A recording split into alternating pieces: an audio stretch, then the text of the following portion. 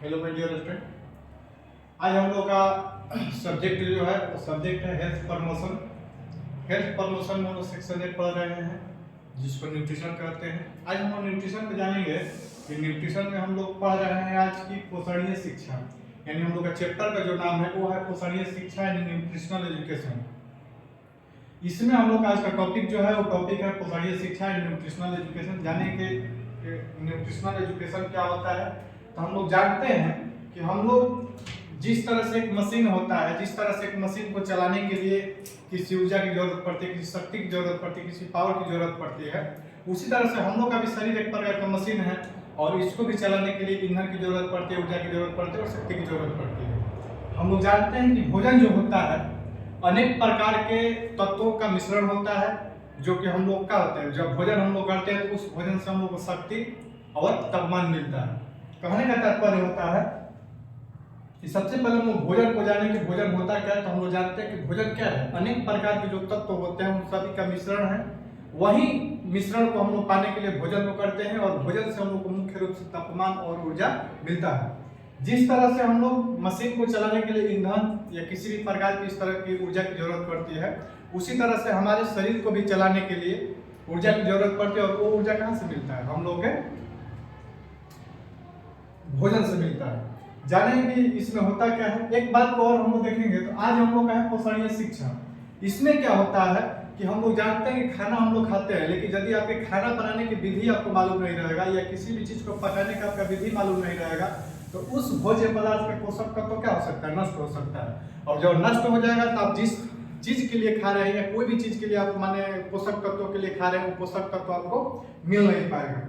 तो आज हम लोग वही सब चीज के बारे में जानेंगे कि पोषणीय शिक्षा यानी कि खाना बनाते समय किन किन नियमों का हम लोग को पालन करना चाहिए, कि खाना बनाते समय हम लोग को कौन कौन से वो टॉपिक है जिसको हम लोग ख्याल में रखकर उसको काम करते रहना चाहिए। तो सबसे पहले इस बात को हम लोग ध्यान दें कि जिस पानी से हम लोग चावल या सब्जी को उबालते हैं उसे फेंकना नहीं चाहिए। हम लोग खास तौर पर देखे होंगे कि किसी भी सब्जी को हम लोग उबालते हैं तो उसके पानी को फेंक देते हैं। जैसे हम लोग चावल बनाते हैं तो उसका स्ट्रक्चर माड़ को हम लोग फेंक देते हैं। तो इस तरह से क्या होता है कि उसमें जो पोषक तत्व होते हैं उसमें पोषक तत्वों की हानि होती है। कारण क्या होता है कि जब चावल या सब्जी या कोई भी चीज हम जब उबालते हैं या बनाते हैं तो उसमें उसका पोषक तत्व जाकर मिल जाता है और जब पानी को फेंकिएगा तो उसके पोषक तत्व में उतना क्या हो जाएगी, कमी आ जाएगी। तो हम लोग को इस बात को ध्यान रखना चाहिए कि जिस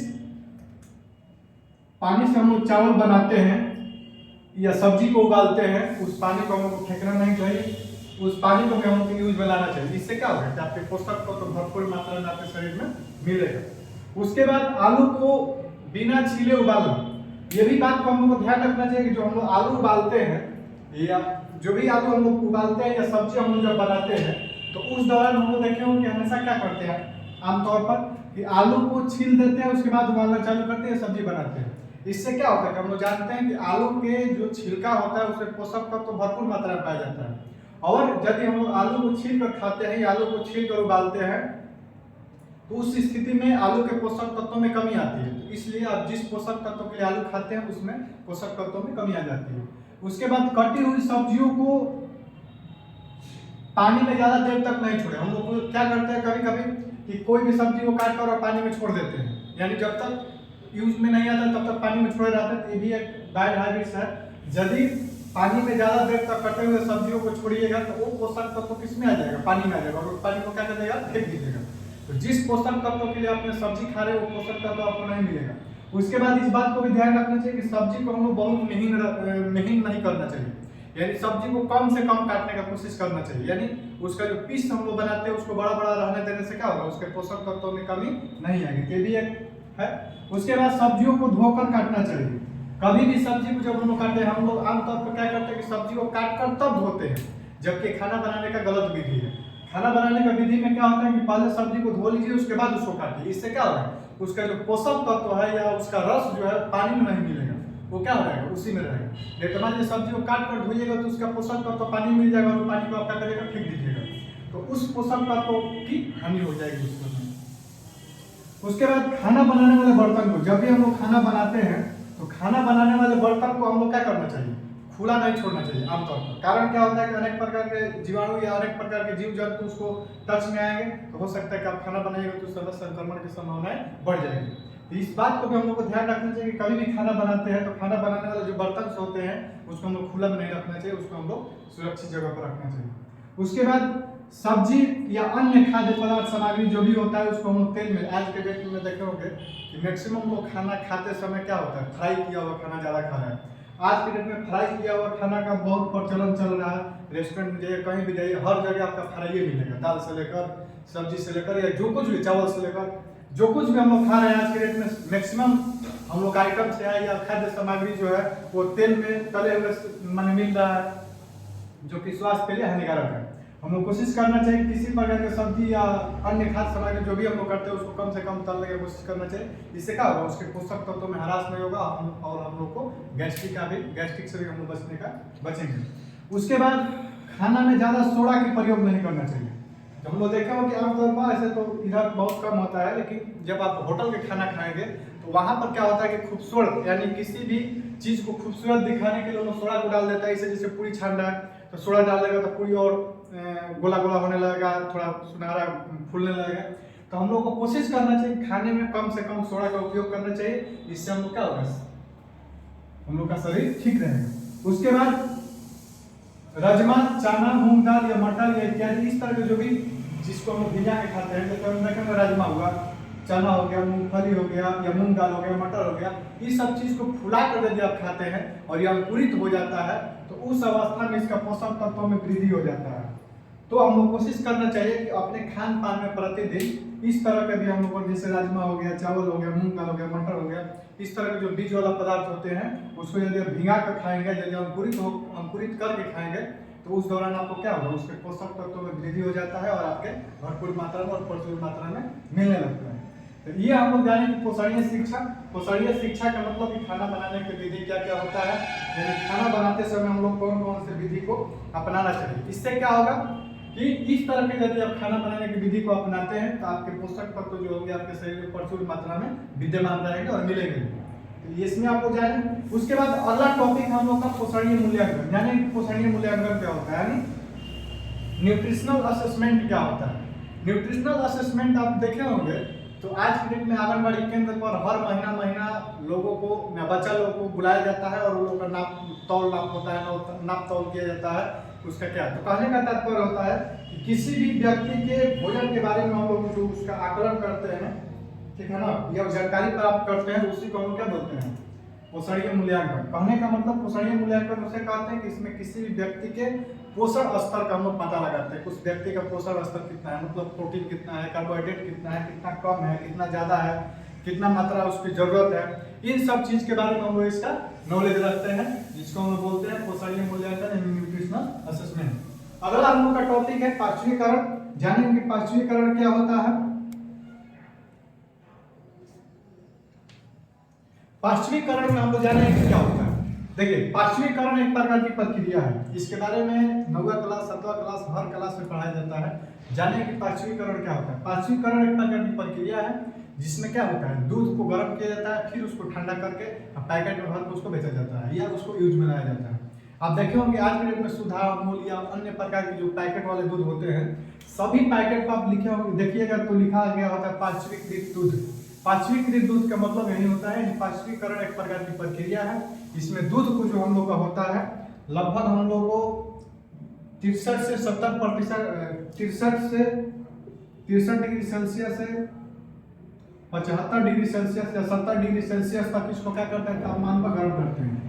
यानी किसी भी दूध को 63 डिग्री से लेकर 70 डिग्री टेम्परेचर पर गर्म करते हैं और फिर उसे धीरे धीरे यानी 5 डिग्री सेल्सियस के तापमान पर उसको गर्म करते हैं, तब जाकर उसको हम यूज में लाते हैं। उसी को हम बोलते हैं पार्श्वीकरण, ठीक है ना। तो पार्श्वीकरण की परीक्षा में आपको आता है तो आप लिख सकते हैं पार्श्वीकरण एक प्रक्रिया है जिसमें दूध को लगभग 63 डिग्री सेल्सियस से लेकर 70 डिग्री सेल्सियस के तापमान पर गर्म करते हैं, फिर उसे पुनः 5 डिग्री सेल्सियस यानी तुरंत उसी समय 5 डिग्री सेल्सियस के तापमान पर फिर उसको ठंडा किया जाता है और जब वो नॉर्मल हो जाता है तो उसको यूज में लाया जाता है।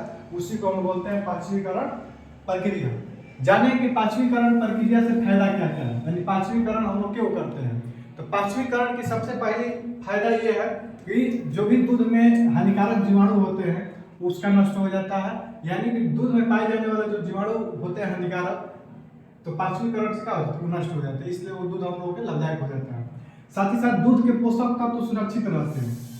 इससे क्या होता है कि जैसे मान लीजिए कि अब इस दूध को आपने कोई भी दूध जो है नॉर्मल दूध जो है उसको आप ज़्यादा देर तक नहीं रख सकते, मैक्सिमम 12 घंटा तक रख सकते हैं। 12 घंटे के बाद क्या हो जाएगा, वो खराब हो जाएगा। लेकिन पाँचवीकरण प्रक्रिया के दौरान जब हम लोग करते हैं पाँचवीकरण, उस दूध का पाश्चराइजेशन जब कर देते हैं तो दूध का जो रहने की क्षमता जो है उसमें वृद्धि हो जाता है। तो इससे क्या होता है कि हानिकारक जीवाणु जो होता है पहला वो तो नष्ट हो जाते हैं, जो भी दूध में पाए जाते हैं हानिकारक जीवाणु उसको नष्ट किया जा सकता है। उसके बाद दूध के पोषक तत्वों को सुरक्षित रखा जा सकता है बहुत देर तक। यानी दूध जो जैसे नॉर्मल दूध को आप 12 घंटा 8 घंटा 9 घंटा रखेंगे तो फिर 12 घंटे के बाद खराब हो जाता है। लेकिन पाँचवीकरण जो दूध होता है उसको 24 घंटा 48 घंटा पैकेट पर देखिएगा लिखा रहता है सबका समय कितना देर तक इसको आप रख सकते हैं। तो उसमें क्या होता है कि दूध के पोषक तत्वों को हम सुरक्षित रख सकते हैं, इससे ये फायदा है। उसके बाद तीसरा इसमें है कि दूध को सुरक्षित रखने का सरल और आसान तरीका है। आज की डेट में घर पर भी हम लोग कर देते हैं, देखे होंगे आप लोग घर पर भी जब दूध को हम लोग गर्म करके तब छोड़ा जाता है। यानी जब भी हम लोग दूध लाते हैं कहीं से भी तो उस समय क्या करते हैं, दूध ठंडा जब रहता है तो उस दूध को गर्म करते हैं और तब उसको रखते हैं। इस तरह नहीं कीजिएगा तो क्या हो जाएगा, दूध जल्दी खराब हो जाएगा। तो इस तरह होता क्या है कि दूध को हम सुरक्षित रखने के सरल और आसान तरीका है। यानी मान लीजिए कि दूध आपने ला दिए और उसको यूज करना है कल या परसों, तो उस स्थिति में यदि उस दूध को यदि आप रखते हैं तो खराब नहीं होगा पाँचवीकरण से। तो दूध को एक सुरक्षित रखने का ये सरल और आसान तरीका है। इससे हम किसी भी दूध को ज़्यादा देर तक रखने की कैपेसिटी उसमें ला सकते हैं। उसके बाद है उसमें जो प्रोटीन और शर्करा, यानी हम लोग जानते हैं कि दूध में प्रोटीन भी प्रचुर मात्रा में पाया जाता है, शर्करा की मतलब शुगर होता है। यानी जो दूध में प्रोटीन और शर्करा पाया जाता है उसमें थोड़ा सा परिवर्तन देखने को मिलेगा, ज़्यादा परिवर्तन नहीं होगा। जैसे ओरिजिनल दूध तो ठीक है, ओरिजिनल दूध तो ओरिजिनल ही होता है, लेकिन ये भी क्या होता है ओरिजिनल से कुछ भी क्वालिटी में कम होता है। यानी इसमें प्रोटीन और शर्करा का परिवर्तन होता है लेकिन मामूली होता है, जो कि समझ में नहीं आता है। उसके बाद इसके स्वाद में, रंग में, स्वरूप में किसी प्रकार का परिवर्तन नहीं आता है। आप पाँचवीकरण दूध को लीजिए, यानी कहने का तात्पर्य आप पैकेट वाला दूध को लीजिए या ओरिजिनल दूध अभी लेकर आइए, दोनों में कोई अंतर नहीं होगा। ना उसका रंग में परिवर्तन दिखाई देगा, ना स्वाद में परिवर्तन दिखाई देगा, ना स्वरूप में परिवर्तन दिखाई देगा। ये हम लोग का पाँचवीकरण होगा। तो इस तरह से आज हम लोग 3 टॉपिक पढ़े। पहला टॉपिक हम लोग का था पोषणीय शिक्षा यानी न्यूट्रिशनल एजुकेशन। न्यूट्रिशनल एजुकेशन में आप लोग समझें कि किस तरह खाना बनाते हैं। इस तरह यदि आप खाना बनाने की विधि को अपनाते हैं तो आपके शरीर में पोषक तत्वों की कमी कम से कम होगी। उसके बाद पोषणीय मूल्यांकन। पोषणीय मूल्यांकन का मतलब यदि हम लोग पोषण से संबंधित अपने स्तर का पता लगाते हैं कि हमारे शरीर में किन पोषक तत्वों कितना स्तर है, तो उस स्थिति को हम बोलते हैं पोषणीय आकलन। और तीसरा जो हम लोग का टॉपिक था पाँचवीकरण यानी पाश्चराइजेशन। ये एक प्रकार की प्रक्रिया है जिसमें दूध को लगभग 63 डिग्री से लेकर 70 डिग्री तक टेम्परेचर को उसको गर्म करते हैं। उसके बाद फिर उसे तुरंत उसी समय 5 डिग्री सेल्सियस के तापमान पर उसको पुनः ठंडा करते हैं। इस अवस्था को हम क्या बोलते हैं, पाँचवीकरण प्रक्रिया बोलते हैं। और इसका ये सब लाभ है। फिर है हम लोग का pulse polio program. Pulse polio program जानते हैं क्या होता है, तो एक पोलियोमाइलाइटिस नामक बीमारी होता है जो कि एक्यूट इंटीरियर वायरस की वजह से फैलता है। पोलियोमाइलाइटिस एक प्रकार का रोग है जो कि 5 वर्ष तक के बच्चे लोग को ज़्यादा प्रभावित करता है। और ये माने कुछ लोग और प्रभावित करता है, जैसे लाकवे जैसा लक्षण लाकवा होगा, उसी टाइप से लाकवा जैसे सियाना आदमी मरता है, उसी टाइप से भी एक प्रकार की बीमारी है जिसमें शरीर का कोई एक पैर या एक हाथ या कोई एक भाग क्या होता है काम करना बंद कर देता है। तो ये पोलियोमाइलाइटिस एक प्रकार की रोग है जिसको जिस वायरस की वजह से फैलता है वो वायरस को बोलते हैं एक्यूट इंटीरियर वायरस। ये जो होता है एक्यूट इंटीरियर वायरस जो होता है इसी की वजह से पोलियोमाइलाइटिस नामक रोग होता है। जानेंगे हम लोग कि पोलियोमाइलाइटिस क्या होता है। यह जो होता है कि बच्चे लोगों में बहुत ज़्यादा ये प्रभावित करता है, खासकर के 5 वर्ष तक के जो बच्चे होते हैं उसमें ये ज़्यादा प्रभावित करता है। और 99% रोग जो होता है 5 वर्ष तक के बच्चा लोग में ही पाया जाता है। यदि 5 वर्ष तक के बच्चा यदि 5 वर्ष से अधिक हो जाता है तो उसको नहीं होता है, लेकिन 5 वर्ष से कम या 5 वर्ष तक के बच्चे लोग को रोग होने की संभावना ज़्यादा बढ़ा रहता है। यह जो होता है इसमें लक्षण हम लोग का दिखाई देता है कि हम लोग का एक बाह या एक हाथ या एक पैर जो होता है वो पूर्ण रूप से क्या होता है काम करना बंद कर देता है या प्रभावित इसमें हम लोग को देखने को पड़ता है। उसी तरह मनुष्य की यदि हम लोग बात करें यानी लड़के को छोड़ दिया जाए, यदि एडल्ट व्यक्ति की बात करें तो एडल्ट व्यक्ति में क्या करता है, एडल्ट व्यक्ति में भी होता है। जिसको लाकवा के हम लोग नाम से जानते हैं। और एडल्ट व्यक्ति में क्या होता है कि हम लोग एलिमेंट्री ट्रैक जो होता है, तंत्रिका तंत्र जो होता है उसको प्रभावित कर देता है। इसके वजह से उसका पैर सुन्न हो जाता है और काम करना बंद कर देता है। ये हम लोग का पोलियोमाइलाइटिस हुआ। और इसका पोलियोमाइलाइटिस ये रोग हो गया, और ये कारण हो गया किस कारण से होता है, और इसका जो शुरुआत हुआ था पल्स पोलियो प्रोग्राम एक प्रकार का अभियान है। इस अभियान में क्या किया जाता है कि पोलियो से निजात पाने के लिए इसमें उपाय किया जाता है। और 1995 ईस्वी में 1995 ईस्वी में पल्स पोलियो प्रोग्राम का शुरुआत किया गया था, जिसमें वैक्सीन, टीकाकरण ये सब किया जाता है। जैसे हम लोग देखे हो कि आज भी हम लोग समय समय पर पोलियो का ड्रॉप पिलाया जाता है गाँव में। इससे ये फायदा होता है कि आने वाला भविष्य में बच्चा लोगों को पोलियो का शिकार, पोलियोमाइलाइटिस का शिकार नहीं होना पड़े। तो ये हम लोग का पल्स पोलियो रहा। पल्स पोलियो प्रोग्राम एक प्रकार का अभियान है भारत सरकार का, जो क्या करता है, देश में बच्चे लोग को पोलियोमाइलाइटिस नामक बीमारी ना हो उसके लिए टीकाकरण का काम करवाता है। हम लोग भी गाँव में या कहीं पर आप देखिएगा रेलवे स्टेशन में जहाँ पब्लिक प्लेस होता है वहाँ पर इस तरह का प्रोग्राम चलता है। और ये जो रोग होता है ये बहुत संक्रामक रोग है और बहुत प्रचलित रोग है।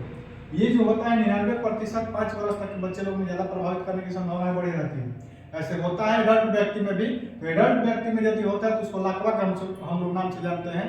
और लाकवा में क्या होता है, तंत्रिका तंत्र जो होता है ये काम करना बंद कर देता है। ये हम लोग का पल्स पोलियो अभियान है। परीक्षा में इससे संबंधित ज़्यादा क्वेश्चन नहीं आता है।